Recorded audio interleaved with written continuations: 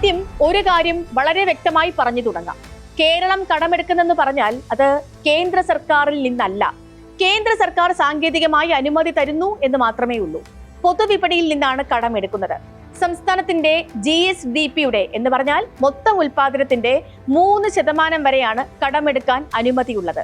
ആ കണക്കിന് ഈ വർഷം 45,042 കോടി 52 ലക്ഷം രൂപയ്ക്ക് കടമെടുക്കാൻ നമുക്ക് കഴിയും. ഇതിൽ കൂടുതൽ ആവശ്യമുണ്ടെങ്കിലാണ് കേന്ദ്രത്തിൽ നിന്നും പ്രത്യേക അനുമതി വേണ്ടത്. കേന്ദ്രവുമായി സംസ്ഥാനത്തിന്റെ തർക്കം ഈ ആകെ തുകയിലല്ല. കിഫ്ബിക്ക് ലഭിക്കുന്ന കടവും സാമൂഹ്യക്ഷേമ പെൻഷനുള്ള വായ്പയും എല്ലാം മൊത്തം കടത്തിന്റെ പരിധിയിൽ കൊണ്ടുവരുന്നതിലാണ് തർക്കം. അപ്പോ ആരാണ് കടം തരുന്നത്? അത് റിസർവ് ബാങ്ക് അനുമതിയോടെ പൊതുവിപണിയിൽ നിന്നും എടുക്കുകയാണ്. എന്ന് പറഞ്ഞാൽ സംസ്ഥാനം കടപ്പത്രം ഇറക്കുന്നു. ബാങ്കുകളാണ് അവ പ്രധാനമായും വാങ്ങുന്നത്.